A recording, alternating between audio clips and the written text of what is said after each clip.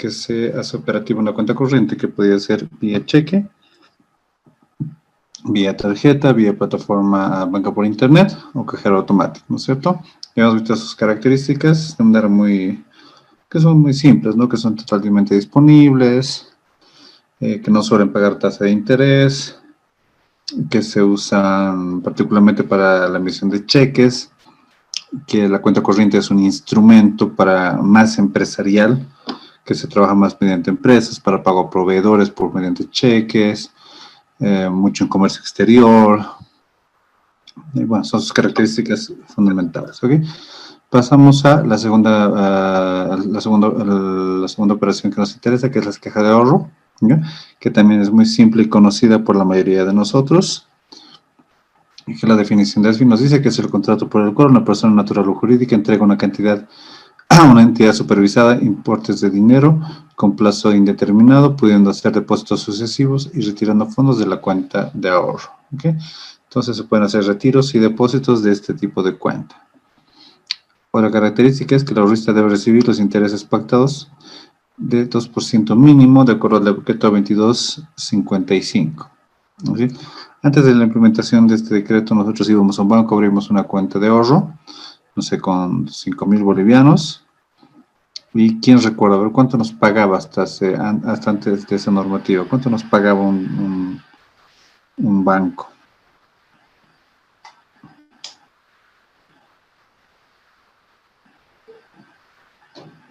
¿No tenía cajas de ahorro nadie por ahí?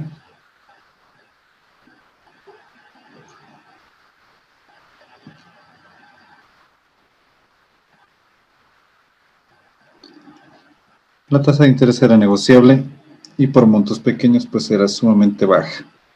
¿Ok? A partir de este decreto supremo, la norma nos dice que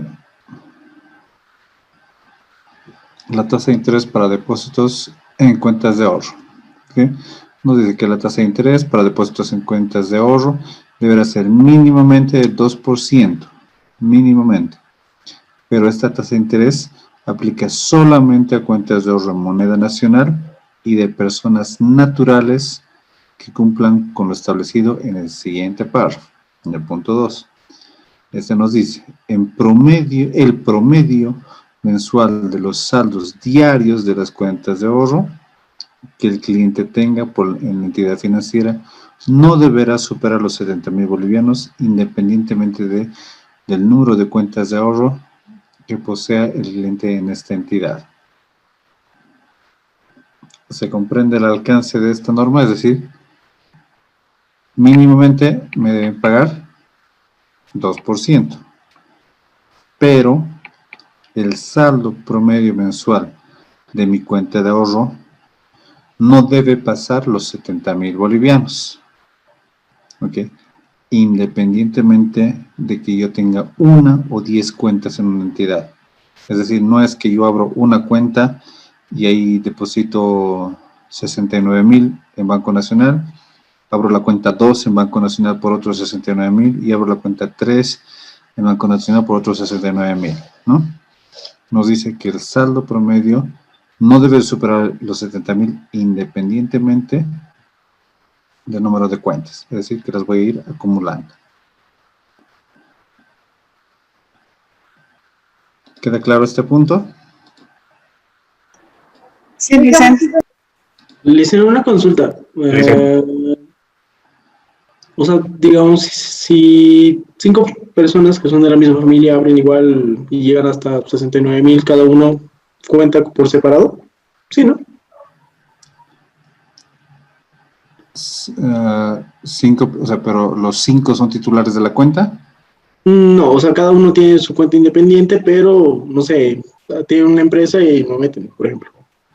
No, sí, no, claro, sí es independiente, si la titularidad de la cuenta es independiente, o sea, hay una cuenta a nombre de Juan, otra de Pedrito, otra de María, no tiene nada que ver, por más que sean de la misma familia, ¿no? Y de la cuenta de caja de ahorro para empresas, o no sé cómo se llama, ¿cómo vendría a ser igual el mismo monto? No, es justamente lo que les especifico aquí. que son cuentas de ahorro característica para pagar este 2%. Debe ser en moneda nacional y personas naturales, no jurídicas. Claro. Gracias. Muy bien. Entonces, esa es una ventaja porque antes las tasas de interés de las cajas de ahorro eran bajísimas. O sea, tú depositabas, no sé, 10.000 bolivianos, que es un monto ya de buen ahorrito para cada uno, te pagaban 0,5, 0,2, 1%, 0,99, o sea, 1,2, bajísimas tasas de interés. Porque como había mucha liquidez en el mercado, ¿no? Y a los bancos no les, o sea, no veían necesario pagar más de eso, era una tasa que iba fluctuando en base a las necesidades de liquidez del mercado, entonces te pagaban tasas bajas. Además que recuerden que mientras más tasas de interés bajas te pague el banco por tus ahorros, él logra obtener un mayor spread, ¿no es cierto? Entonces lo que hace esta norma es decir, no, tu spread es muy alto, así que mínimo tú me vas a pagar 2%, pero por este tipo de cajas de ahorro, moneda nacional y personas naturales. Es una forma de incentivar el ahorro a personas naturales y en moneda nacional. ¿Ok? Dicen una consulta. Dime. Esta tasa de interés es la mínima, ¿verdad? Del 2%. ¿Qué Sí. pasa si la entidad paga por debajo de ese interés? En realidad, si es a persona natural y si es en bolivianos y si cumples los requisitos de sede promedio mensual, no puede pagarte. Eso debería estar parametrizado en los sistemas de cada banco.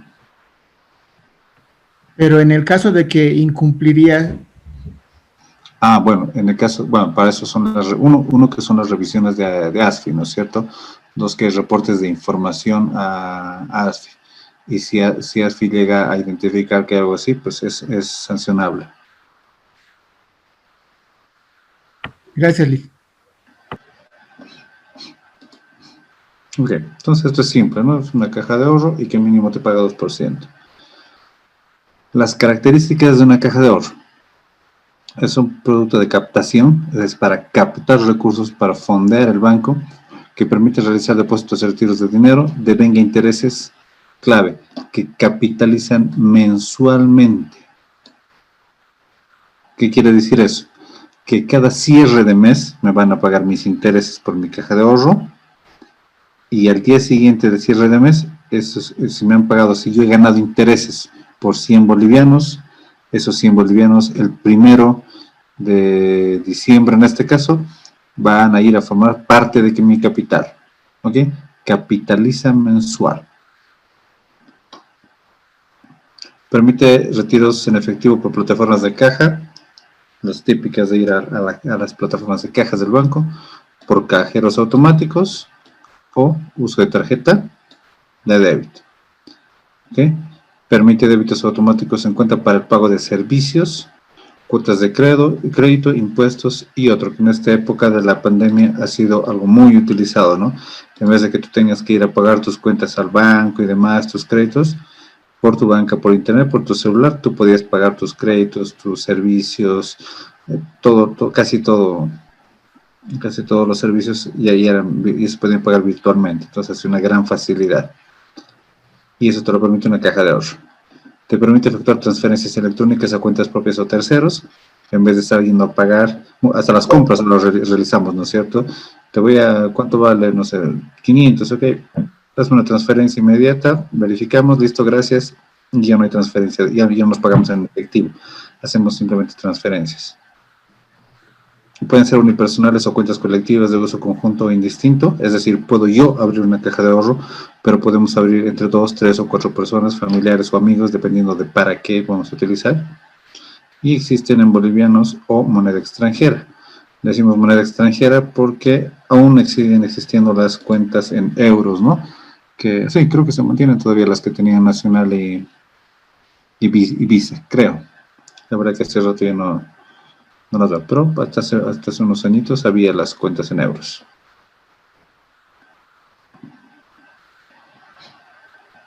Otras características importantes. La cuenta de caja de ahorro inactiva por más de 5 años será clausurada y el saldo se pondrá a disposición del ahorrista. ¿Qué quiere decir?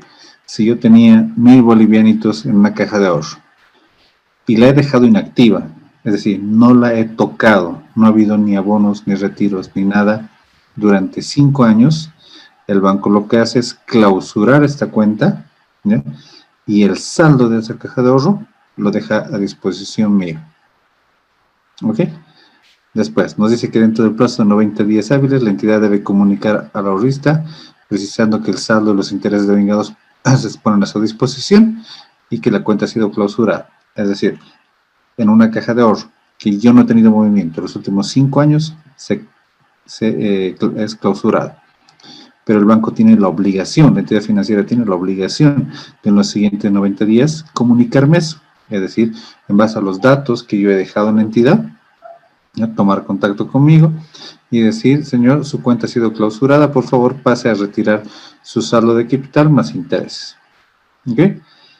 Ahora, si transcurridos 5 años más computables desde la fecha de clausura, dichos montos prescriben a favor del Estado. Entonces, una cuenta de ahorro inactiva tiene un ciclo máximo de 10 años. Los primeros 5 años me la cierran, pero lo ponen a disposición mía, ¿ya? Y si en 5 años más yo no he tocado esos recursos, pues eso pasa al Estado. ¿Ok? Esta es una medida, es clave comunicarse con el cliente una vez que ha sido clausurada la cuenta, ¿ya? Porque, obviamente, porque tiene derechos sobre esos fondos, son de ellos, y después van a pasar al Estado. Antes de que salga este tipo de regulación, era muy común en las entidades financieras las estafas, o, bueno, si la palabra sería estafas o hurtos, no sé. ¿Por qué? Porque había personas que tenían acceso a información personal de plataforma, de servicios, que podía ir monitoreando, es decir, identificaba una cuenta, que a veces eran cuentas bien, con mucho dinero, ¿ya? No sé, digamos que una cuenta con 100.000 bolivianos, identificaban que esas cuentas no tenían movimiento varios años. ¿Ok? Entonces la cuenta estaba bloqueada. Normalmente lo que hacen las entidades es a partir de un determinado tiempo las bloquean, ¿no? Pero la cuenta estaba habilitada. O sea, el dueño de la cuenta podía ir y hacer movimientos. Pero pasaban años y esas cuentas no tenían movimiento. Entonces, muchas personas en las entidades financieras se dieron la molestia de incluso buscar a esas personas. Digamos que había una cuenta a nombre de Yesid Ergueta y descubrieron que hace 6 años no se mueve. Se dieron la molestia de buscarme y resultó que yo había fallecido. Entonces ellos entraban en complicidad con otros funcionarios, ya sea en cajas u otros, ¿ya? Y lograban retirar esos saldos, porque ya sabían que la persona había fallecido o que vivía en el exterior durante muchos años y nunca había vuelto, etcétera. Entonces había mucho de ese tipo de fraudes internos, ¿de? Donde mucha gente que tenía acceso a información se apropiaba de esos recursos. Okay, ahora normalmente lo que se hace es que la cuenta se bloquea, ¿no? Si tú no mueves 3 meses dentro del mismo banco, por más que estés vivito y todo, se te bloquea hasta que vuelvas y la tengas que desbloquear, para que las otras personas no tengan acceso tan fácil a esos fondos. ¿Ok? Entonces este es el ciclo de vida para antes de que se cierre una caja de ahorro. Una consulta, perdón. Adelante. Decía que dentro del plazo de 90 días hábiles se debe notificar. Pero estos 5 años posteriores es desde la notificación, es desde que se clausura la cuenta, porque el banco puede notificar 30 días después, entonces los 5 años correrían a partir de esos 30 días o desde el inicio. Desde la fecha de clausura. Ha clausurado, se clausura hoy, desde mañana se computan 5 años más, no de los 90. Ah, ya me estaba confundiendo por lo que dice citada clausura. Me imaginé algo así como que daba a conocer, notificaba, ¿no? Sobre la clausura. No, arranca desde el momento en que ha sido clausurado. Súper, gracias. Perdón, disculpe una consulta. Sí. Si no existiese Bueno, si no, si la entidad financiera no te avisa que tu cuenta se está por clausurar estos los 90 días, ¿podría haber algún atenuante para indicar por parte del consumidor financiero que como no se le ha notificado, no podrían pasar los fondos a favor del Estado eh, posterior al transcurrir de los años? Lo que pasa es que, a ver, lo que va a cuidar el banco es de identificarte con los medios que tú le has dejado accesibles. Es decir, les doy un ejemplo. Yo tenía hace años una cuenta en un banco, era el Banco Fortaleza, y me notificaron que mi cuenta ya había sido clausurada y que por favor pase a recoger los saldos. Yo creo que tenía, no me acuerdo, un boliviano, algo así que había dejado, pero igual, o sea, por un boliviano ellos tenían que notificarme. Pero me notificaron mediante un mensaje de texto a mi número celular. ¿Ok? ¿Por qué? Porque yo les he dejado registrado ese número para contacto. Entonces, si el banco hace y demuestra las gestiones que ha hecho, es decir, te ha enviado un mensaje al celular que tú le has dejado reportado y no te ha llegado, pues ya es tu problema. El banco demuestra que ha hecho las gestiones para querer identificar, para querer comunicarse, y no lo ha logrado en los 90 días, y han pasado 5 años más, pues eso va al Estado, y ya no puedes hacer nada. O sea, no puedes ir a reclamar si quieres. Si el banco demuestra que ha hecho la intención de comunicarse. Entiendo, gracias. Ok. Licenciado, buenas noches. Buenas Buenas noches, noches. compañeros.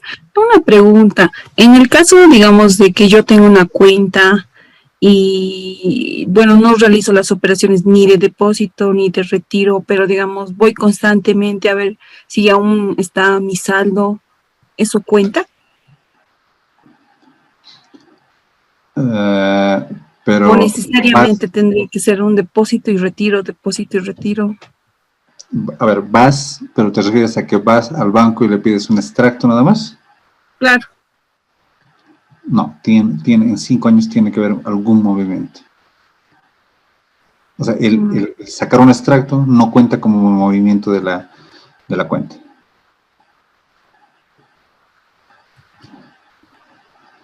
Está bien, gracias.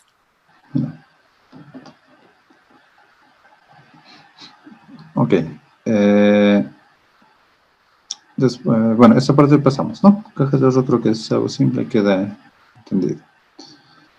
Nuestro siguiente punto son los depósitos a plazo fijo, ¿ok? ¿Cuál es su definición? Que es el depósito de dinero bajo una modalidad de plazo fijo en una entidad supervisada, la cual debe ser documentado mediante la expedición de un DPF físico o cartular o la representación a través de una anotación en cuenta. Entonces, cuando yo abro un DPF, hay dos formas en las que se representa. Un DPF físico, ¿no? O una anotación en cuenta, que la vamos a ver en detalle. Un DPF físico o cartular es simplemente un cartoncito, ¿ya? Que actualmente ya no se utiliza, pero todavía la norma lo reconoce, ¿no? Porque todavía existen antiguos DPFs físicos o cartulares. Entonces, está reconocido, pero ya no es lo que se usa.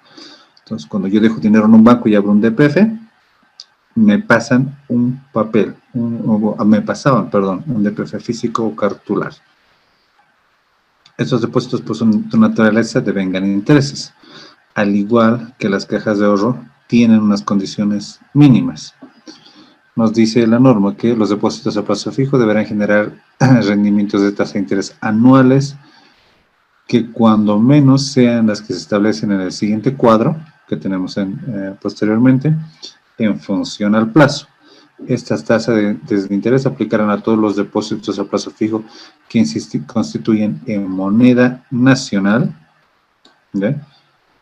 Y que tengan como titulares únicamente a personas naturales que cumplan con lo establecido en el parágrafo 2 del presente artículo.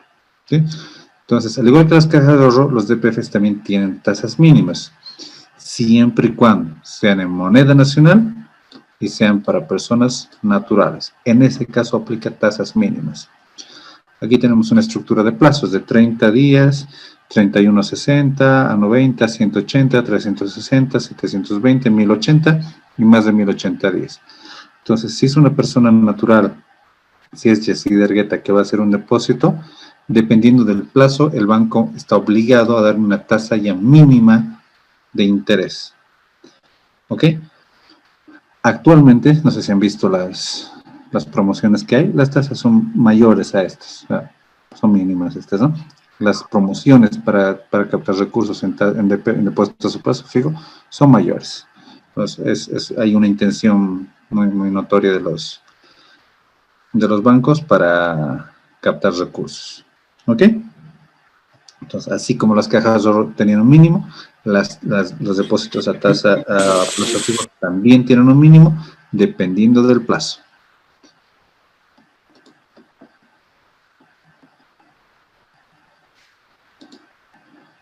Dicen una consulta.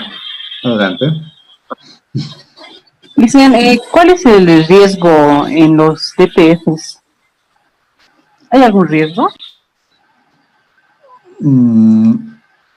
¿Riesgo para el banco o para ti? Para el que va a depositar.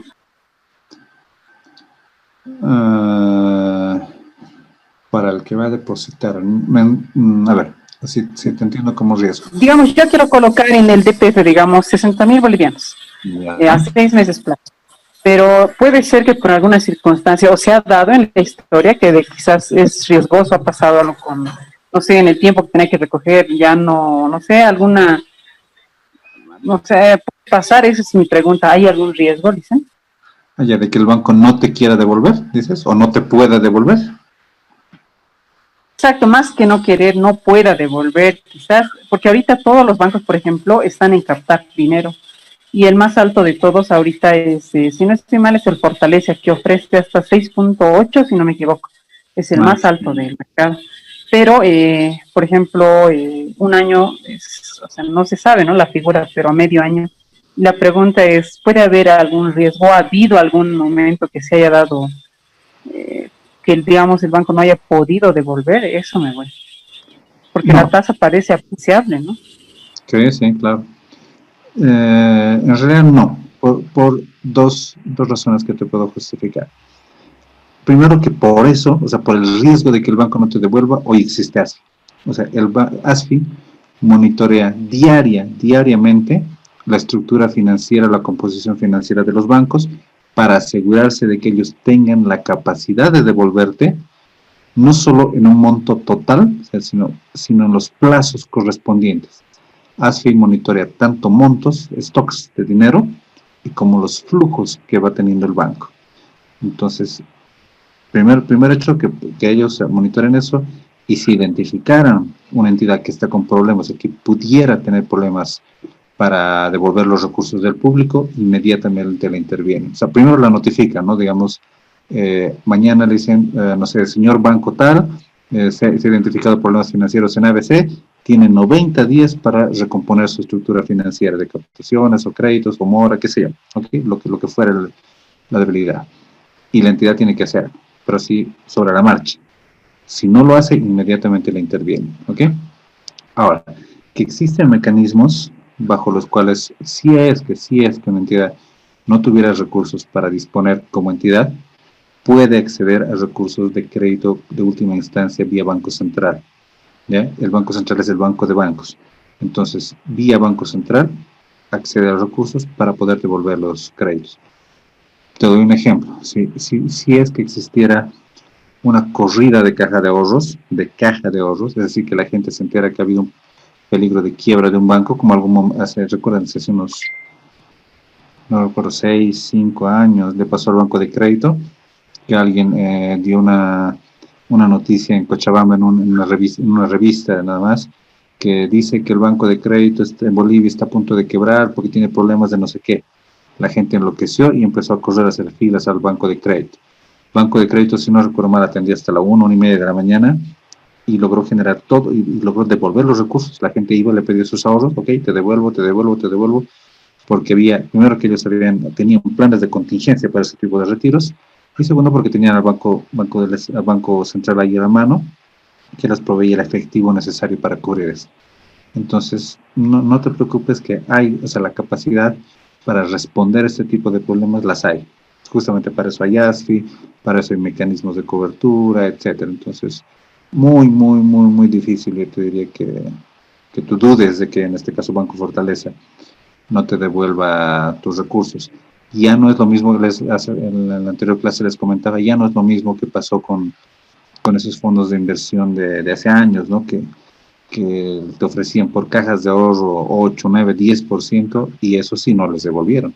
Cajas de ahorro y de PEFs, eso sí nos devolvieron, porque en esa época no había un ASFI, que no había tanto control financiero como hoy. Entonces, muy difícil. Dicen una consulta, otra consulta y con eso termino. Adelante. En el caso de que se diera la devaluación, ¿cómo sería la figura? O en el extremo caso, ¿no? A ver, entendemos por un proceso devaluatorio que el dólar empiece a subir de precio, ¿no es cierto? 6.96, empieza a subir 7 y algo, 7.5, 7.8. A ver, lo primero que eso va a causar un shock en la economía, ¿no es cierto? Aquellos que, bueno, sé que hay varios economistas en el curso, me van a entender que lamentablemente nosotros en nuestra economía boliviana, nuestro público y nuestras empresas no reaccionarían a este escenario bajo expectativas racionales. ¿Qué serían racionales? Es decir, dice que el dólar podría subir un punto en el otro mes, ok, modificaré gradualmente mi portafolio. No, o sea, lo que va a hacer la gente es por expectativas adaptativas, es decir, que va a enloquecer, va a pensar que nos va a pasar lo de la UDP y va a correr al banco a transformar sus ahorros en dólares.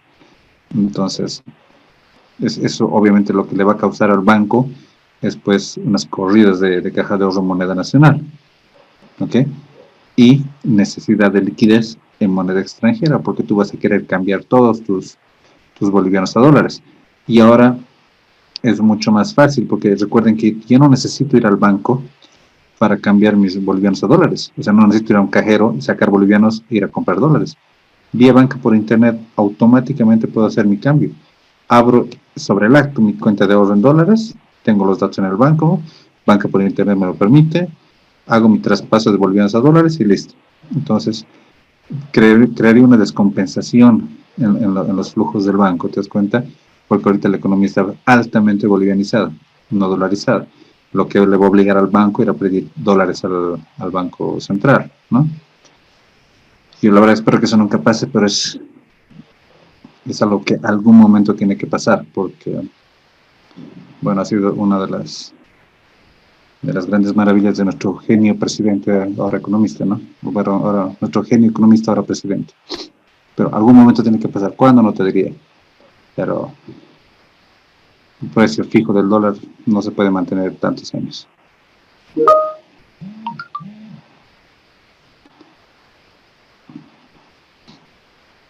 ¿Respondí a tu pregunta? ¿Esa era la idea?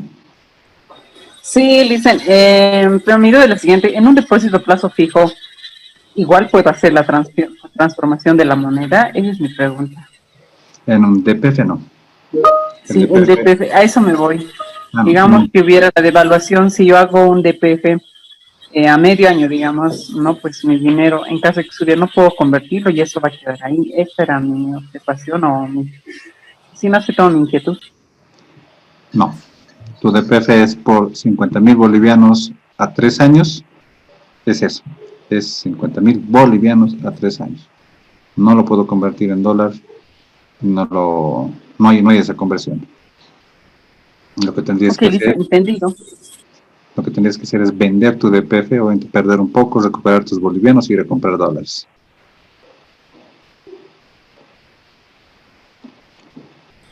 Ok, dicen, gracias. Gracias. Ya, entonces, bueno, hemos dicho que un DPF puede ser cartularo físico, que puede ser una anotación en cuenta, que devenga intereses de acuerdo a las condiciones que habíamos visto. ¿A qué le llamo anotación en cuenta? es la representación de valores establecidos por la ley 1834, ¿ya? Del mercado de valores, por la que los mismos se expresan a través de anotación en cuenta, es decir, se expresan digitalmente, ¿ok? Y este registro digital está encargado del sistema, está encargada, perdón, la entidad de depósito de valores que se llama EDB. Es decir, ahora cuando yo voy a un banco, le digo, quiero abrir un DPF de 50.000 bolivianos a un año. Ok, vamos a abrir. Antes me daba un cartoncito, un título físico. Ahora ya no. Ahora lo que hace es, mediante un sistema, crea una anotación en cuenta, una codificación. Me dice, su DPF tiene el número ABC 1234 y está la anotación en cuenta por este monto y está registrado. Y lo único que hace es imprimirme un vouchercito, ¿ya? Con el cual me notifica, ¿ya?, que mi DPF existe. Ya no hay ese título grande, antes era un cartoncito grande que te daban por DPF. Ahora no, es una cuenta digital que está identificada y registrada. ¿Quién es la empresa que registra eso? Es la entidad de depósitos de valores. Todos los DPFs actualmente que se crean pasan a ser registros en esta empresa.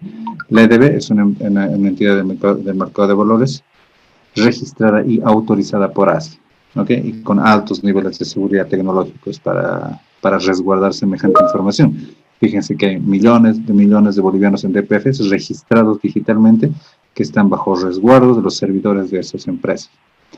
Entonces, es una gran tarea tecnológica. Características. Al constituir un DPF se establece plazo y tasa de interés. Es decir, yo voy a abrir el DPF, negocio con el banco una tasa, ¿ya?, que puede ser la mínima o mayor, de acuerdo a la oferta del banco, y el plazo. ¿Ok? Es decir, que durante un determinado plazo yo no podré mover mis recursos. Son depósitos que permanecen inmóviles. La emisión será representada por anotación en cuenta, es decir, eso le llamamos desmaterialización. Antes era un cartón físico, ahora no, ahora es desmaterializado. Se generan intereses en función al plazo y que es gradual. Si yo le dejo más tiempo al banco mis recursos, el banco deberá pagarme más tasa de interés. ¿Por qué? Porque yo le permito al banco disponer de mis recursos más tiempo, por lo tanto él deberá compensar ese tiempo que dispone de mis recursos con una mayor tasa de interés. ¿Okay? Además, él me puede pagar intereses, me va a pagar intereses, perdón, por un DPF. Y yo le puedo decir al banco que esos intereses por mi DPF me lo pague de manera periódica o al vencimiento. Es decir, si yo tengo un DPF a 3 años de 50.000 bolivianos, no sé, al 6%, yo le diré, ok, quiero mis intereses, pero me abonan mensualmente. ¿Bien? ¿A dónde? Ok, le doy mi cuenta, abrimos una cuenta de ahorro adicional, me abona esta cuenta, mensualmente me interesa. O si yo sé que no voy a disponer, y la idea es no disponer, es ahorrar, que si yo le digo, no, me paga todo y recojo todo al final. ¿De acuerdo? ¿Cuál me convendrá? A ver, ¿quiénes ya han llevado matemática financiera, finanzas? ¿Estás hablando? No, todavía no nos lleva matemática. Ah, ya. A ver, ¿qué me convendrá? ¿Que me pague intereses al vencimiento o me pague intereses mensuales? Al vencimiento. Mensuales. No, tenemos dos posiciones, a ver. ¿Por qué? A ver, Lo que pasa es que en las pizarras del banco tienen dos tasas de interés. Cuando es un pago de intereses mensual, tiene una tasa, por decir algo, 3%, y cuando es pago al vencimiento, tiene 3.5, digamos. Entonces, convendría probablemente al vencimiento. Pero el cálculo del interés se hace por el total del tiempo, solo está pidiendo la capitalización. Entiendo que el total que se tendría que pagarte te lo dividen en las cuotas que tú correspondes o en los meses. Si estás definiendo ya un plazo de 1 año, 2 años o 3 años, que los pagos se los realicen, debería ser solamente la división interés total, entiendo yo. Yo pienso que tiene que ver más con el valor del dinero en el tiempo, por eso yo pienso mensual que es más conveniente. Excelente respuesta, muchas gracias. Clave cuando llegan en finanzas, valor de dinero en el tiempo. ¿Por qué? Porque, primero, el DPF no capitaliza, señores. O sea, no es que si un DPF, yo tengo un DPF de 50.000 bolivianos a 3 años, a una tasa anual de 6%, digamos que en el primer año el DPF me ha pagado 500 bolivianos. Esos 500 bolivianos no van a sumarse a un nuevo DPF. Son 500 bolivianos que están ahí. No es que se modifique mi DPF y va a ser 50.500. El DPF no capitaliza. ¿Ok? Entonces me entregarán 500, 500, 500 en 3 años, 1.500. Suponiendo que se mantiene, ¿no es cierto? Pero si yo le pongo pagos periódicos, es decir, no me pague anual, págueme mensual, ¿ya? Recuerden que yo tengo otras opciones para ese montito de interés. Y yo ese monto de interés lo puedo poner en una cuenta de ahorro que me paga mínimo 2% y que va a capitalizar mensualmente. Además que puede haber otros productos de esos 500, otras cajas de ahorro más interesantes, ¿no es cierto? Entonces, en el tiempo, como nos dice, el valor del dinero en el tiempo es clave, porque yo estoy pactando una tasa de 6%, pero esa tasa de 6% en los próximos 2 años puede haber cambiado mucho. Puede haber bajado, sí, pero también puede haber subido. ¿Ok? Entonces depende. Pero lo aconsejable es que no hacerlo al vencimiento. Es decir, págame, si se puede negociar con el banco mensual o trimestral, por comodidad, págame mensual, me pones una caja de ahorro, esa caja de ahorro me paga mínimo 2%, o de repente se han visto que hay fondos de inversión, ¿no es cierto? Esos salditos de interés yo me los puedo llevar mensualmente a otros fondos de inversión en bolivianos, que hay fondos de inversión de bolivianos que dependiendo de la época pagan interesantes tasas, 3,5, 4, dependiendo de los periodos, ¿no? Lo malo sería dejar estáticos mis recursos ahí, porque pierdo valor de dinero en el tiempo, ¿no? Pierdo opciones. Ok, entonces... Perdón, una consultita, licenciado. Adelante. ¿Qué pasa en el DPF? Por decirle, yo tengo un DPF para un año. Se cumple el vencimiento y por X o Z razón no logro ir a renovar o a liquidar el DPF. ¿El interés se capitaliza? No, y dame dos pantallas más y entramos exactamente a ese tema. Enseguida te respondo la pregunta. ¿Ya? 2 presentaciones más y justamente vamos a llevar a las renovaciones automáticas. Ok. Bueno. Nos dice que hay, bueno, estos son DPFs materializados, que se entrega una constancia de constitución del DPF de manera impresa, es decir, solo me van a dar un vouchercito de que se ha creado mi DPF, genera intereses y están disponibles en bolivianos y en dólares. ¿Ok? Esos son los DPFs. Desmaterialización, bueno, ya hemos tocado, ¿no es cierto? Que es que el DPF ya no es físico, ¿no? Es una anotación en cuenta, es una cuenta digital y solo me dan un registro. La EDB, ya les comenté que es una sociedad anónima de objeto exclusivo autorizada por ASFI y es la que almacena actualmente todos esos registros. Ahora vamos a... Apago. No sé cuánto tiene que ser, no sé. ¿Cuántos son 10 minutos para la papa? Digo, para el... No está con su micrófono, por favor. Edith, creo. ¿No? Siempre cuidamos los micrófonos encendidos. Ok. Características de los DPFs. Plazo. Claro.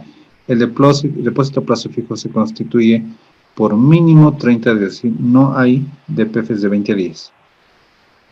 ¿Ok? No son plazos menores a 30 días. Tiene que ser 30 o más días para que sea constituido como DPF. Al momento de la constitución o renovación del DPF, la fecha de vencimiento queda acordada, debe ser, la fecha de vencimiento no debe ser sábado, domingo o feriado. ¿Ok? Clave, DPF no menor a 30 días. Redención. Los DPFs deben ser redimidos a la fecha de vencimiento en la moneda en que fueron constituidos. Lo que nos preguntaba hace rato alguien, ¿no es cierto? ¿Yo puedo tener un DPF en bolivianos y pedir que me lo cambien a dólares? No. Tengo un DPF en bolivianos a un año, yo recojo después de un año y en bolivianos. ¿Ok?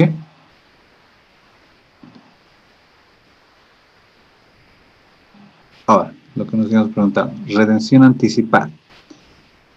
La redención normal es que cuando el DPF venció, pues yo puedo ir a recogérmelo. Si yo tengo un DPF hace 720 días, 2 años, vence el DPF, voy y me lo recojo. Eso es redención, una redención normal. Pero puede haber una redención anticipada, que muchísimas veces pasa. ¿Qué es redención anticipada? Que yo dejo un DPF, ¿ya?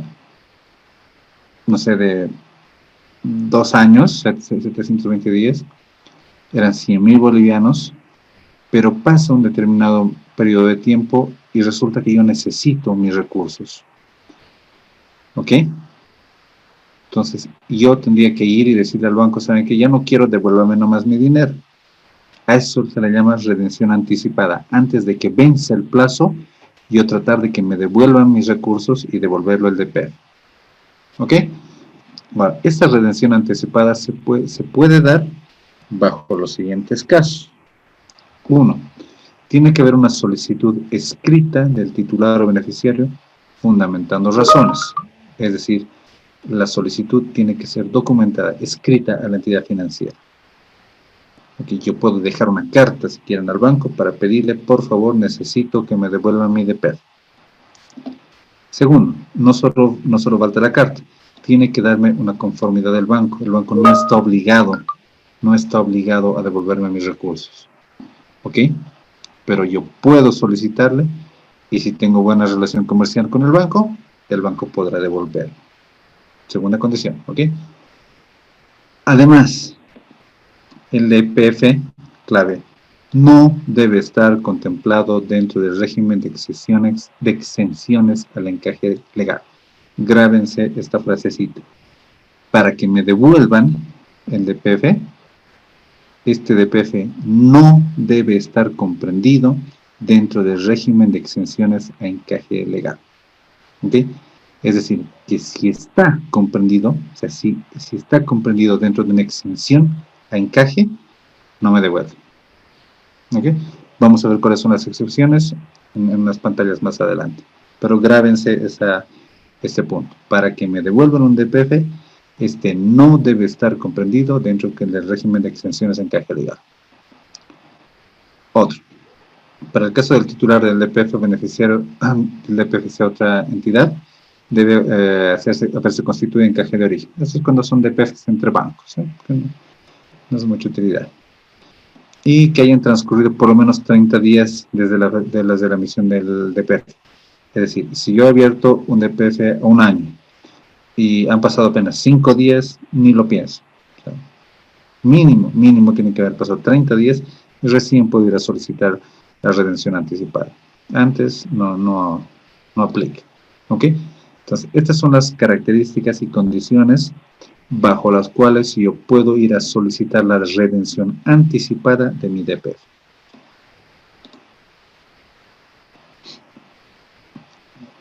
Redención automática.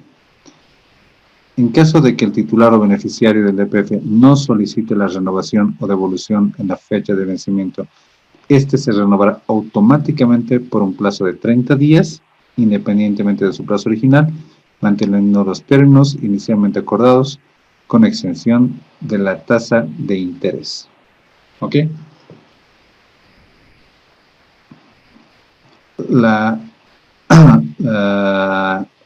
Yo tenía un DPF de 50.000 bolivianos a 3 años plazo, al 6%, ¿okay? Y vencía ayer 3 de noviembre. Si el día de hoy o 4 no he ido y me lo he recogido, he redimido normalmente mi DPF, este se va a renovar automáticamente por otros 30 días. ¿Ok? Automáticamente va a tener 30 días más el DPF. Pero no va a ir con la tasa que hemos pactado, con el 6%. Va a ir con una tasa de 30 días. La tasa mínima que pueda pagarme el banco. ¿Ok? Ahora, cuando ha vencido el DPF, esa fecha, y yo tenía intereses generados a mi nombre, ¿okay? Esos intereses el banco contablemente los separa. Tiene unas cuentas por cargos devengados por pagar, ¿okay? Es una cuenta contable, se registra. No sé, me debían 1.000 bolivianos. Esos 1.000 pasan a una cuenta contable dentro del banco, que es por pagar. Es decir, que cuando yo vaya, simplemente le voy a pedir, además de mi DPF, los intereses que hayan devengado. ¿Okay? Me lo devuelven el DPF, mis 50.000, y además mis intereses acumulados, que podían haber sido, por ejemplo, 1.000 bolivianos. En ningún momento se renueva el DPF por 50 más los 1.000. ¿Okay? Esos 1.000 están con un por pagar, están registrados en una cuenta contable dentro del banco. Esa era la pregunta que me hacían. No recuerdo quién me hizo la pregunta. Sí, licenciado. Ok, entonces eso es separado. Me devuelven mis 50 por aparte y además si puedo recabar mis intereses que están en una cuentita aparte. Y recuerden, Pero, claro. o sea, este interés que se quedaría y por el nuevo plazo de 30 días solo generaría, por decirle, ese 0.3 del capital. Ese interés ya se iría a esa cuenta. Claro, lo que pasa es que tú puedes pactar con el banco lo que les decía, que los intereses te los devenguen mensualmente, ¿ya? O anualmente, como quieras, a una cuenta específica. Por favor, me abonan esto a mi cuenta tal. Pues automáticamente el banco va a hacer el traspaso de sus cuentas. Pero hay bancos que no tienen, que pueden o no tener eso, ¿ya? Entonces te van a decir, no, ese interés va a quedar en una cuenta, o sea, en una cuenta contable del banco. Cuando usted quiera, viene y los recoge. Y si quiere, le pagamos y además se lo deposita en su cuenta. ¿Ok? Si tú no haces nada con ese interés acumulado, digamos que esos 1.000 bolivianos no lo has recogido después de otros 30 días, digamos que vencía ayer. Yo tenía 1.000 bolivianos y los he dejado, no he hecho nada, tampoco he dado la orden de que sean abonados a alguna cuenta. Después de un mes, yo voy a ir a recoger exactamente 1.000 bolivianos. No me pagan un peso sobre eso. ¿Ya? Y mi saldo de capital, el capital que yo tenía, está renovado a 30 días más, pero ya pues a una tasa mínima, la tasa mínima que pueda pagarte el banco. Licenciado, de igual manera, ¿te llega la notificación antes del vencimiento? Depende de la gestión comercial del banco. En algunos, lo que pasa es que muchos bancos tienen estrategias comerciales de captaciones y tienen áreas especiales de captación de fondos, ¿no es cierto? Entonces, cuando un DPF está a punto de vencer, ¿ya? Lo que hacen es llamarte con anticipación, ¿ya? Y no un día antes, más, unas 2 semanas, 3 semanas, un mes antes, sobre todo cuando son montos importantes, para negociarte que mantengas tu cuenta, que la renueves, que si lo has dejado, que si has dejado 200.000 bolivianos por 2 años, te dicen, mire, su DPF está a punto de vencer, nos faltan 20 días, le negociamos, le podemos subir 0,5 más, déjelo unos 2 añitos más, qué sé yo. Es dependiendo de la estrategia comercial del banco, pero hay otros bancos que no hacen nada, sí. No hay la obligación.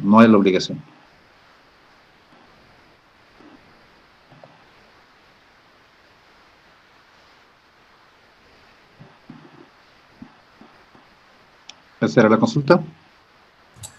Sí, licenciado. Ok, gracias.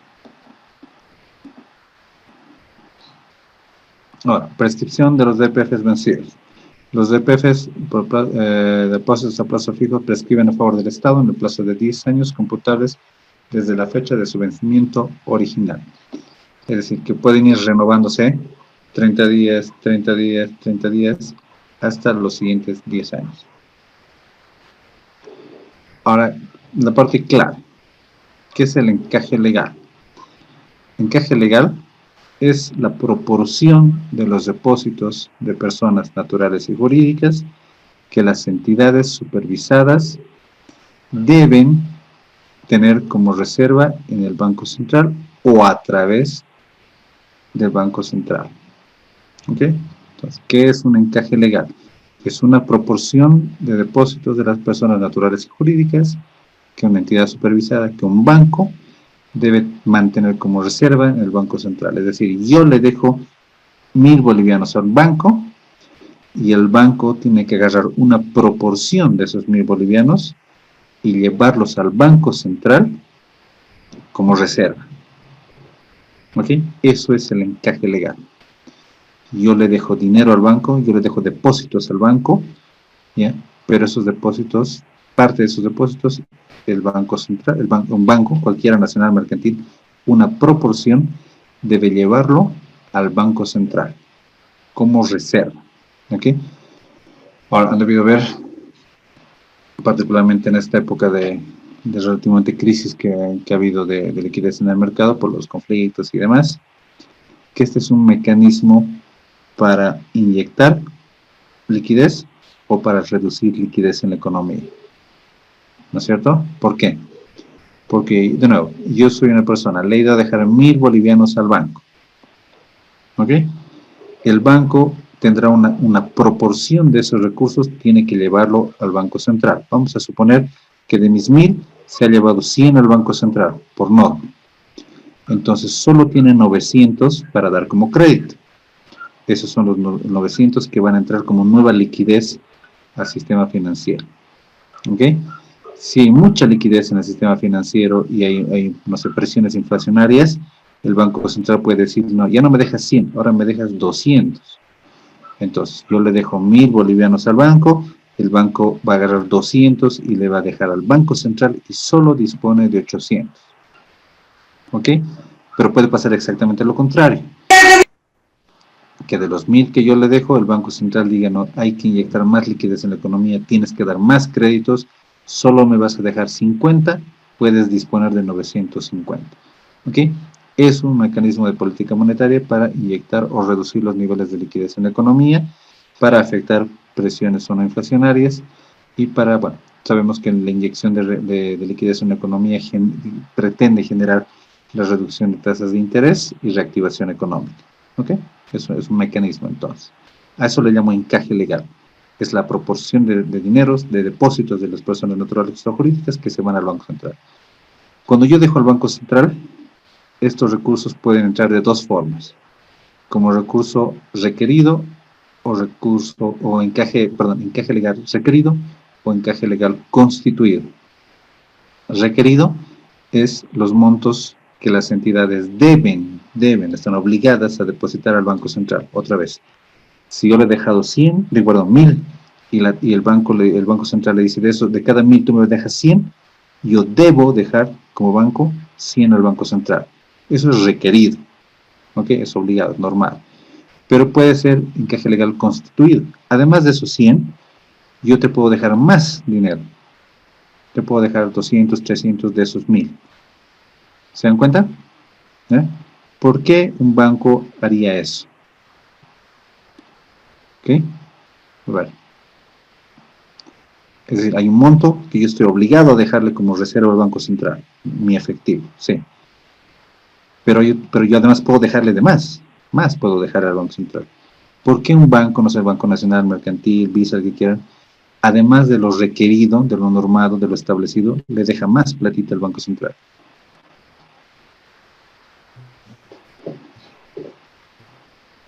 No es por si en algún momento ya no hay mucha liquidez.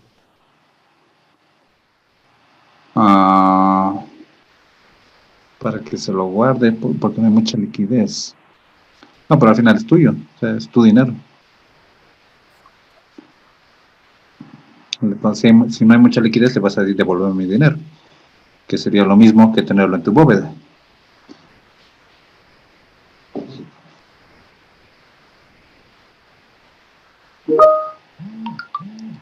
¿Tiene que ver con la calificación, tal vez? Calificación de La banca como tal, digamos, de esa entidad financiera. O sea, tiene más posibilidades de afrontar, digamos, cualquier emergencia.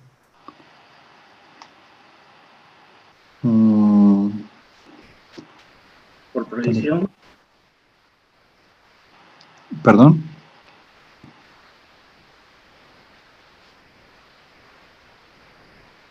Por calificación, a ver, encaje, tiene montos constituidos, mayores, resguardo. Puede afectar la calificación, pero no es la razón definitiva. Un banco, y es importante para las personas que trabajan en la parte operativa, un banco recibe recursos del público, muchos billetes, ¿ya? Y un banco, todos los bancos tienen sus bóvedas, ¿ok? Y cuando tienen mucho billete en esas bóvedas, hay bancos que deciden llevar esa liquidez, esos depósitos, ese efectivo, y meterlos como encaje al Banco Central. Es decir, le dicen, tú guárdamelo estito. ¿Por qué? Porque a pesar de que tengan las bóvedas grandes, o sea, que tengan el espacio físico para mantener esos recursos, recuerden que todos los bancos y todas las agencias se encuentran con seguros. ¿Ok? Entonces, mientras más billetes, más efectivo yo mantenga en mi agencia, en mi sucursal, pues tendré que contar con un seguro mayor para resguardar esos recursos. Por lo tanto, yo tengo topes, niveles para mantener liquidez, no sé, por una agencia mediana, pequeña, no sé, 500,000, 100,000, 1,000,000, qué sé yo. Y cuando sobrepasan esos recursos, o los llevo a mi bóveda central del banco, o los mando como remesa al Banco Central para encaje. ¿Para qué?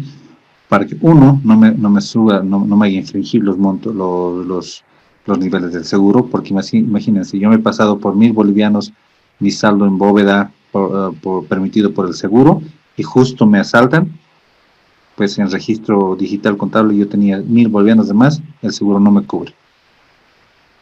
Perdí mi seguro, perdí todo por no haber controlado mis límites de caja.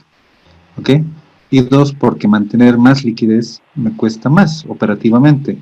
Más recuento, más espacio, más cajeros, etc. Entonces mejor le doy esa tarea al Banco Central. ¿Ok? Por eso es mejor, o sea, en ciertos niveles es mejor constituir más encaje. Ahora, esos recursos cuando van al Banco Central, dentro del encaje, tanto requerido como constituido, yo encajo esos recursos de dos formas, en títulos y en efectivo. ¿Ok? Encaje en títulos se dice cuando, digamos, de los 100 bolivianos que yo tenía que encajar, ¿ya? 50 bolivianos de esos se van a fondos de inversión, ¿ya? Que se llaman los fondos RAL, de moneda nacional, UFB o dólares, ¿ok? Se van a inversiones en títulos valores. Es decir, un banco como el Banco Nacional tiene inversiones en títulos, mediante el encaje en títulos en el Banco Central de Bolivia, ¿ya? La rentabilidad es mínima porque el Banco Central no asume riesgos de inversiones, hace las inversiones mínimas necesarias y con alta seguridad para no jugar con los recursos de los bancos, pero sí genera algo. Y en algunos momentos les diré que había tasas negativas, ligeramente negativas, pero había. ¿Ok? Pero esa es una forma, es decir, de los 100 bolivianos que yo le debo encajar al banco, una parte se va a inversiones, a títulos, y otra se queda en físico, en efectivo. ¿Ok? Entonces son las dos formas en las que yo hago encaje en el Banco Central.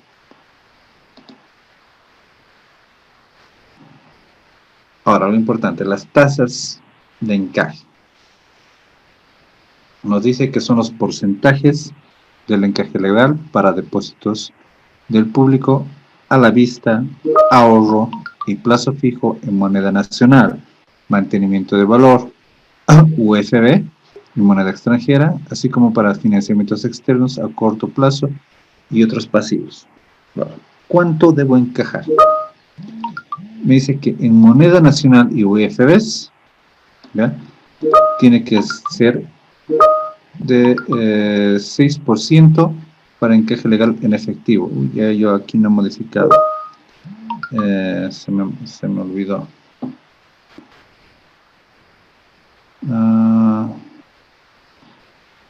Si alguien me recuerda, las tasas correctas son estas, ¿no? 5 y 5 y 4, 5, ¿no? Alguien que está a la mano con los porcentajes de encaje.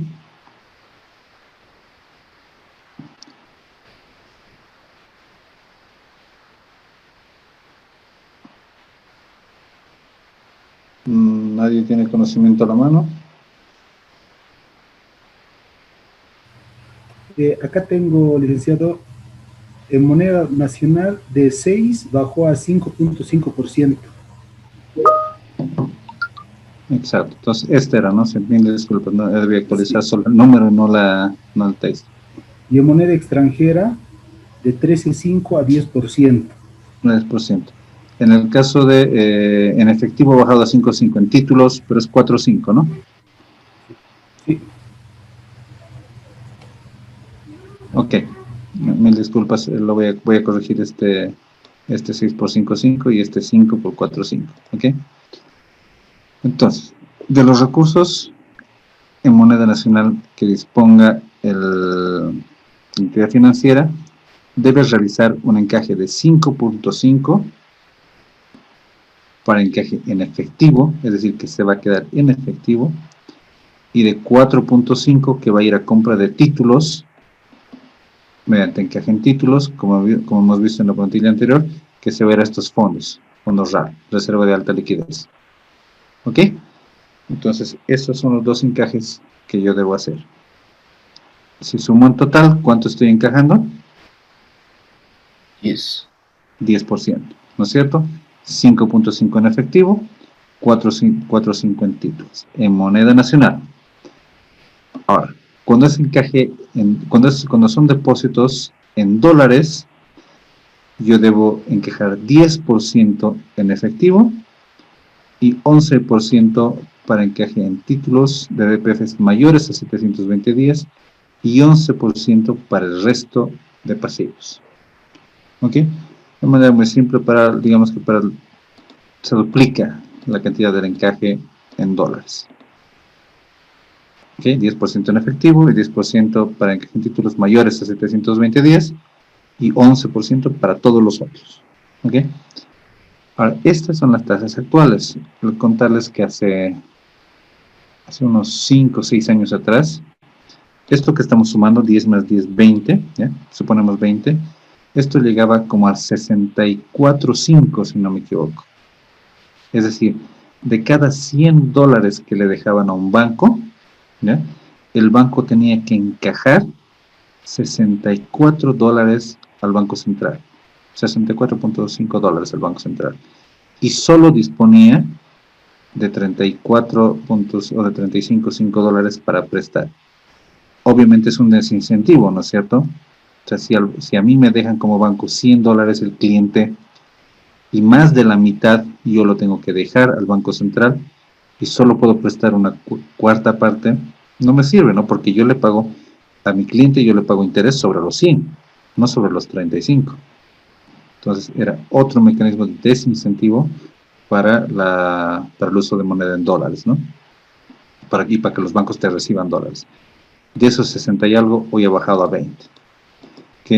¿Para qué? Para inyectar más liquidez en la economía.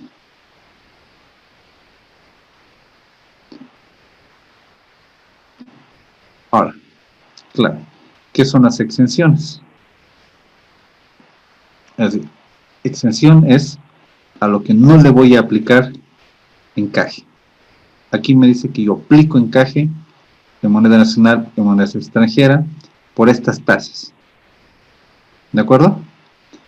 ¿A qué no le voy a aplicar? ¿A qué lo voy a exencionar? Nos dice que hay exenciones para depósitos a plazo fijo que tengan por ejemplo, los rangos de 30 a 360 días. Si son en moneda nacional, encaje en títulos, tiene que encajar. Encaje en efectivo, tiene que encajar. Si es un DPF de 30 a 360 días y es en moneda extranjera, en títulos tiene que encajar y en efectivo tiene que encajar. Ahora, si son DPFs de más de 360 días, es decir, de más de un año, y es en moneda nacional, UFBs, está exento de encaje, tanto en títulos como en efectivo. Y en moneda extranjera solo está exento en efectivo. Se entiende que es una exención, es decir, lo que me pedía que yo aplique aquí atrás, ¿ya? Por los depósitos, que yo encaje tanto en efectivo como en títulos en moneda nacional, o en efectivo y en títulos por depósitos en moneda extranjera, en dólares. Aquí hago unas exenciones de específicos títulos. ¿Quiénes alcanzan esas exenciones? Los DPFs de más de 360 días. En moneda nacional y en moneda en dólares, solo en efectivo.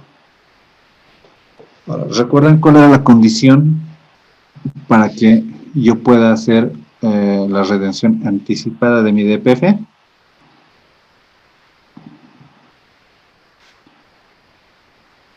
Que no esté comprendido en el encaje legal.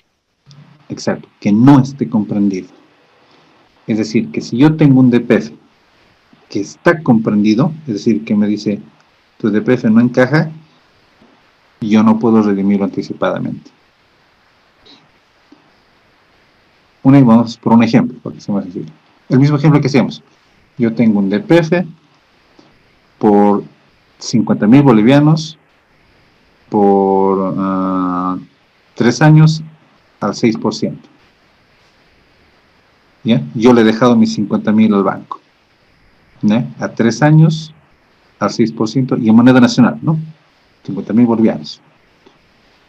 El banco tendrá que hacer encaje legal de mi DPF.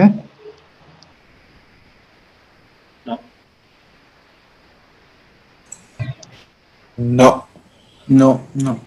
Correcto, no tiene que hacer. ¿Ok? Entonces, está dentro de las exenciones de encaje legal. Excelente. Yo podré, entonces yo voy al banco y le digo, ¿sabe qué? Ha pasado 6 meses y perdón, pero necesito mi plata, devuélvame nomás. ¿El banco tendrá la obligación de devolverme? No.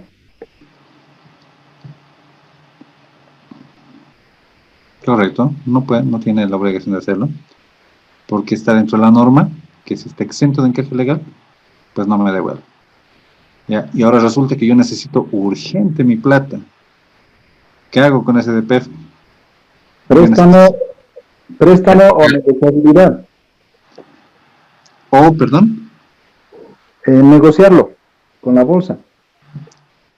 Exacto. Opción 1, préstamo, ¿no es cierto? Yo tengo un DPF, voy a sacar un crédito con una garantía autoliquidable de mi DPF. ¿No es cierto? Que es una muy buena garantía. Y la otra, bueno, si saco un préstamo me estoy haciendo deuda y voy a pagar intereses. La otra que puedo hacer es que ese título está en mi propiedad, ¿no es cierto? Tiene un valor, tiene un plazo, tiene una tasa de interés. Es un papel, es un valor, es un título valor. Lo que yo puedo hacer es ir a una agencia de bolsa y decirle, señores, tengo este DPF que todavía tiene 2 años y medio de vigencia al 6% por 50.000 bolivianos, pero necesito mi plata, véndanmelo. Entonces lo va a ir la agencia de bolsa, va a ir al mercado de valores, lo va a negociar y me va a devolver. ¿Ok? Entonces sí puedo recuperar mis recursos bajo 2 modalidades.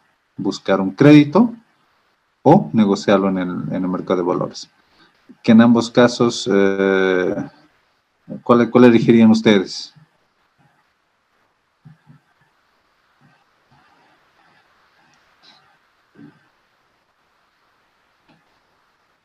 ¿Cuál sería la mejor opción? Negociarlo.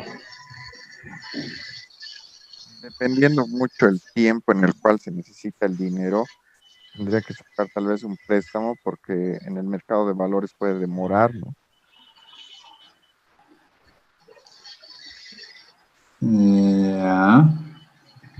Si es por disponibilidad, te cuento que no. Que en el mercado de valores la venta es violenta. La venta es violenta, o sea que la disponibilidad no sería el problema.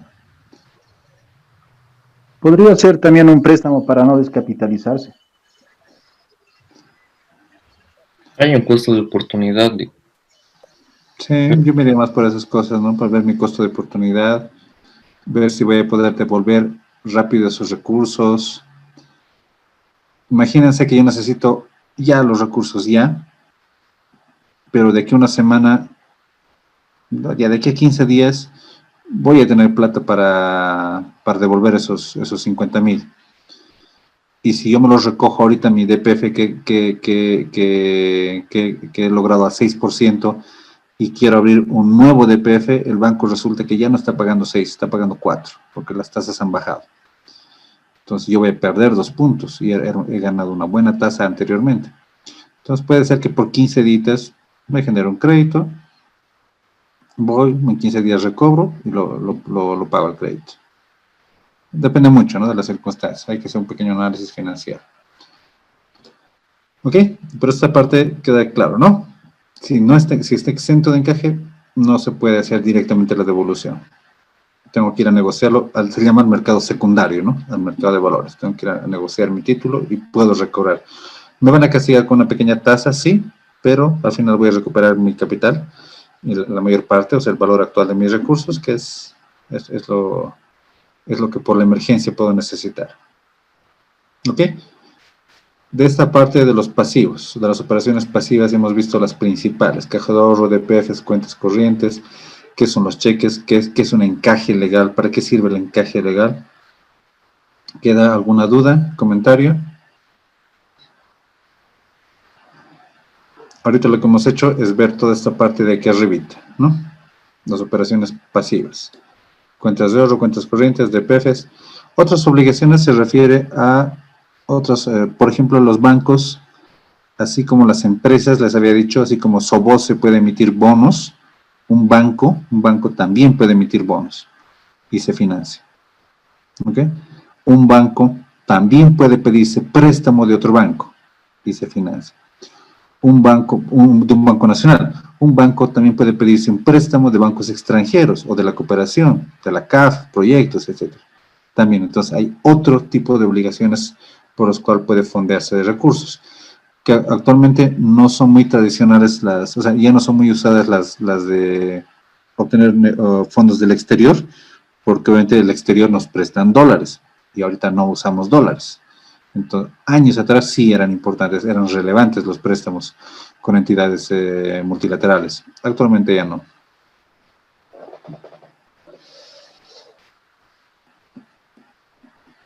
¿Ok? Esta partecita quedaría clara.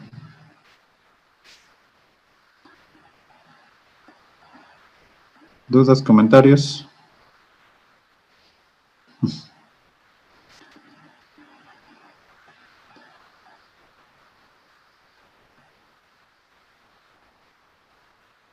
Cerramos, ¿no? Sí, listo. Ok. Vámonos a la segunda parte. Vamos a aprovechar de hacer algo rápido, una introducción, los 10 minutos que nos faltan. La segunda parte, vemos las operaciones que son del activo. Ya hemos visto todo lo que es pasivo. Ahora, aquí les pongo un ejemplo de los estados financieros de la banca múltiple, de todas las cuentas que componen el activo de una entidad bancaria. ¿Ya?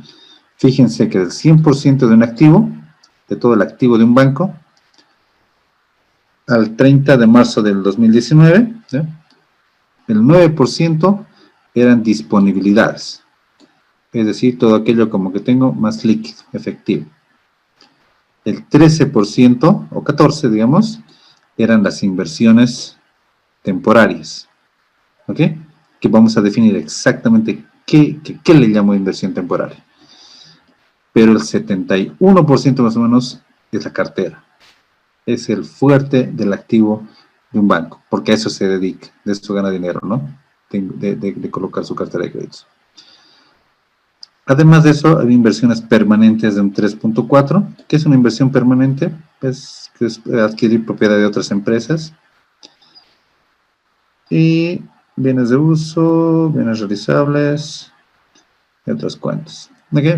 Parte fundamental, entonces, disponibilidades, inversiones y cartera. ¿Ok? De esa cartera la dividimos en 3.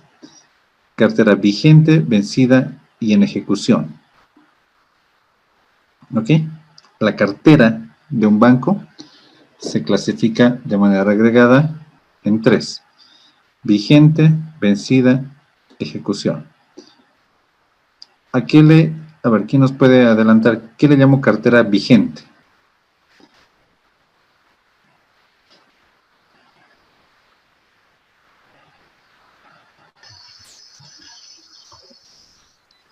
Los créditos que todavía están dentro del plazo.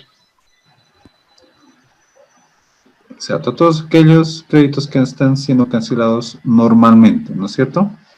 Que no han entrado en mora. Vencida. Los que tienen acumuladas más de 2 cuotas.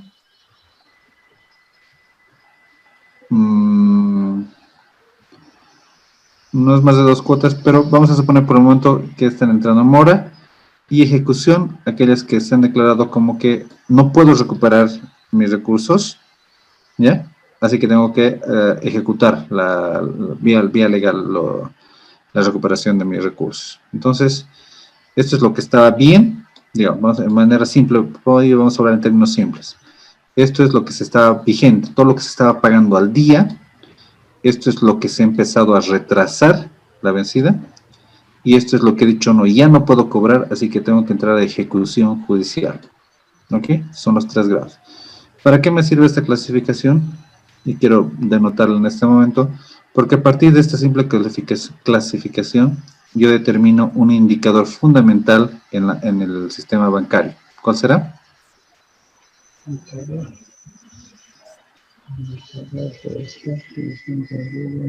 Un indicador financiero clave en los bancos.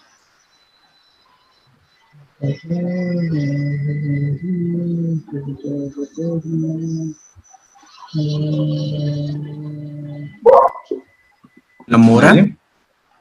La mora, ¿cierto? Las previsiones. No, todavía no.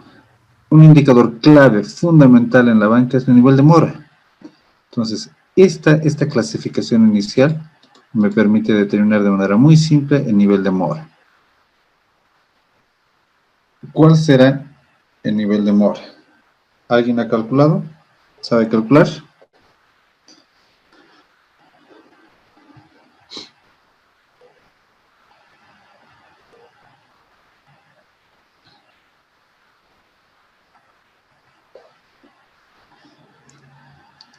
Hay muchos trabajando en banca, no me digan que nunca han calculado la mora de su entidad o del sistema.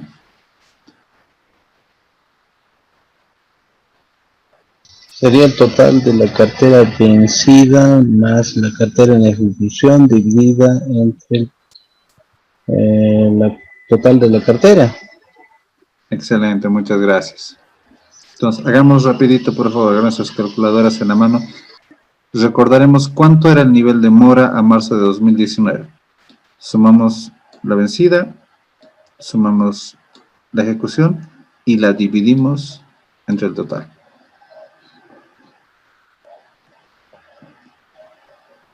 Un 87 sería. ¿Perdón? 1.87. 1.87. Sí, por ahí andaba la... Estamos bien, ¿no? Todos hemos coincidido, ¿no? Por ahí andaba la mora del sistema financiero en 2019. Que ahorita, si me gusta, mañana podemos actualizar datos. Debe andar por 2, cerca 2 y alguito, 2. No debe andar más alto. Ah, claro, pero... Ya para enero se va a disparar. Exacto. Es que ahorita no estamos considerando, perdón, ¿qué se llama el mecanismo que ha habido? Diferimiento de cuotas. El diferimiento de cuotas. Entonces, Ese va a ser otro cantar en enero, Enero definitivamente. va a ser terrible. Definitivamente. Entonces, fíjense que bueno, ya sabemos, ahorita ya sabemos cómo calcularlo. Simplemente buscamos los estados financieros. Esta información está en ASFID, por si acaso, publicada en la página web. Todo el mundo puede acceder. Entonces, calculamos la vencida más la ejecución, la dividimos entre el total y ya podemos saber la mora de cada banco, porque hay información de cada banco o de todo el sistema financiero. ¿De acuerdo? Entonces, ahora. Las disponibilidades, ¿ya? Que es el primer punto, es el de aquí arribita, el que significaba el 9%, comprenden en su gran mayoría dos cuentas. Caja, que es el 44%, 45%, y Banco Central de Bolivia, casi 50%. ¿Ok? Aquí están las cuentas de encaje. Son disponibilidades. Todo lo que hemos encajado en el Banco Central son disponibilidades. ¿Ok? Y esta cuentita de aquí abajo es caja. Es todo lo que tenemos líquido en efectivo en bóveda. ¿Ok? Y son las dos principales cuentas. Fíjense que casi entre las dos hacen el 100%. Lo que las otras son menores. Bueno, hay otras cuentas, algunos bancos que tienen cuentas en el exterior. ¿Ok? Que no todos los bancos, pero sí, casi todos, pero no todos en la misma proporción. ¿Ok? Esas son las dos principales cuentas que componen las disponibilidades de una entidad de intermediación financiera. La cuenta de cajas es la que nos permite la gestión de efectivo. ¿Por qué tenemos gestión de efectivo? Porque tenemos que atender operaciones bancarias y retiros de efectivo. ¿Ok? ¿Por qué mantengo mi dinero en bóveda en el banco? ¿No? Porque yo tengo que programar los desembolsos de créditos. ¿Ok? Tiene que haber efectivo para que salgan esos recursos. Y además, tengo que tener los recursos necesarios para atender los retiros del público. Cada que vengan a retirar a redimir sus DPFs o simplemente a retirar las cajas de ahorro, pues tiene que haber billetes en mi bóveda para atender eso. Así como de simple parece, el programar estos presupuestos muchas veces complica o muchas veces se ve afectado por errores humanos. ¿Okay? Les doy un ejemplo muy fácil. En alguna entidad que yo estuve hace un par de años, teníamos una agencia, era en el Alto, no era muy céntrica, no era ni en la Ceja ni en la 16, pero tampoco era tan alejada, o sea, no era en alguna región periférica del Alto. Pero el jefe de esa agencia no proyectó bien los recursos que debería mantener en su gestión de efectivo, no programó bien lo que necesitaba en su bóveda. Resulta que tenía una operación de crédito, viene el cliente, creo que era un martes o miércoles, y le dice, sí, para hoy día me han dicho que me han asegurado que iba a haber mi desembolso de mi crédito, ya necesito, y entonces, por favor, ya hemos quedado. Ok. Y era un monto relativamente elevado. No recuerdo el monto, la verdad, ahorita, pero vamos a suponer que eran 100,000 bolivianos. ¿Ok? Resulta que cuando ven en la bóveda no había. Y le dijeron al cliente, señor, ¿será que puede venir pasado mañana? ¿Ya? Porque es que no tenemos plata ahorita. Por favor, para pasado mañana se lo desembolsaremos. Pero el desembolso ya está, ya hemos quedado, ya me han asegurado, sí, no, ya está desembolsado. Pero el efectivo, por favor, se lo entregaré hasta pasado mañana, no tengo platita ahorita. ¿Qué opinan ustedes? ¿Qué deficiencia hubo y qué me podía haber causado esa deficiencia de ese jefe de operativo de esa agencia? Afectaría la imagen institucional de la entidad, cualquiera que fuese. Por supuesto. El seguro. Multas y sanciones de la ASFI. También.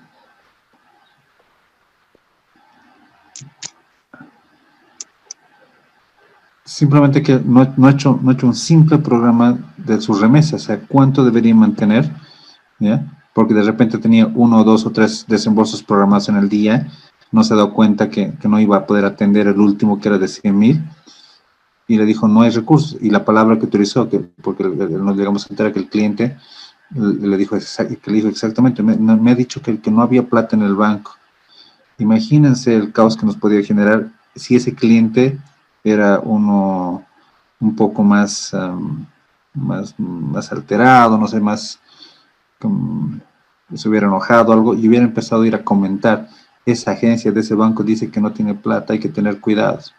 Nos podía haber generado tremendo impacto de imagen, como decía uno de nuestros compañeros, y una corrida de recursos de cajas de ahorro, por ir a decir que ese banco y me tenía que dar mi crédito hoy día y dice que no tiene plata. Entonces, la gestión de efectivo, así como de simple se ve, es importantísima. Es imagen del banco, es imagen operativa. Y obviamente podía habernos causado estas sanciones con ASFI. No sé si ese cliente iba y se quejaba a ASFI, ponía su reclamo y decirle, esa agencia hoy día me ha desembolsado y hecho los trámites y dice que no tiene plata, que vuelva no me acuerdo si era al día siguiente o a los 2 días, porque recién iba a gestionar la remesa. Entonces, clave dentro de nuestras entidades financieras, una buena gestión de efectivo para nuestras bóvedas, ¿no? Ya sea central o de agencias.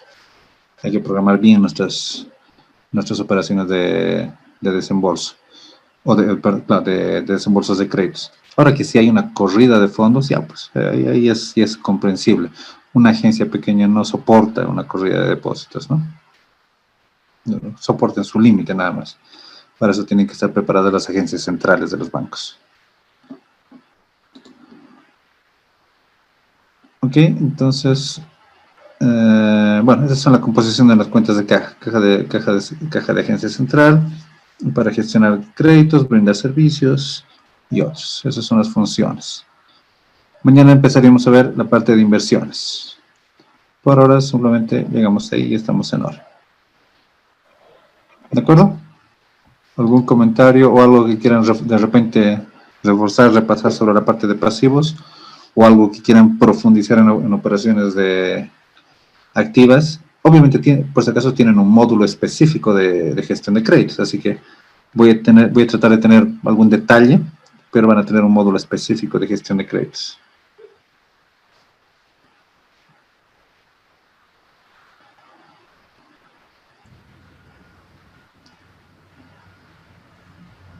¿Entendido? Ya está.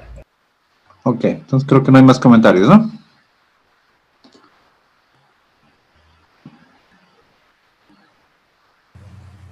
¿Qué pasa? Hoy día están medio calladitos, ayer estaban más habladores. Así dicen. Bueno, pues. Sí, dice. Bueno, sí, muy interesante.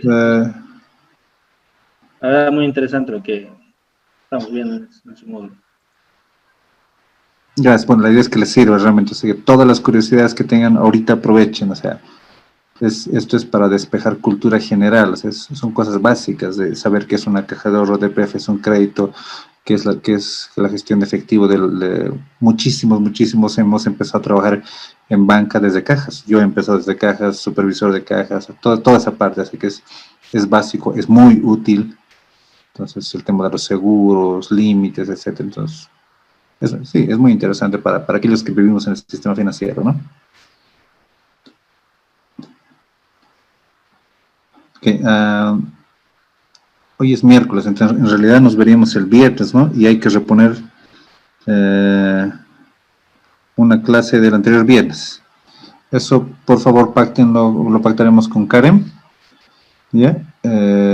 Yo totalmente disponible al día que ustedes digan que quieren reponer. Como yo les he fallado, ustedes dicen qué día y yo no tengo ningún inconveniente. Mañana estaría bien, dicen. Y mañana nomás de una vez.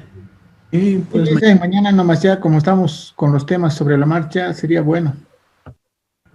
Ya. Si están de acuerdo, coordinen, solo escríbanle a... Sí, nos va a dar tiempo también para el domingo, para el examen. Ya, excelente. Entonces, solo escríbanle a Karen, díganle por favor para que nos habilite la conexión, para que me pasen otra vez el link de la sala para mañana y no hay problema. Ya, Licen, está bien, gracias. Bien, gracias. Muchísimas gracias. Gracias, Licen. Chao. Gracias, Hasta luego. Mañana, Hasta luego. gracias. Hasta mañana. Hasta mañana a todos. Hasta mañana, nos vemos. Hasta mañana, buenas noches. Buenas noches.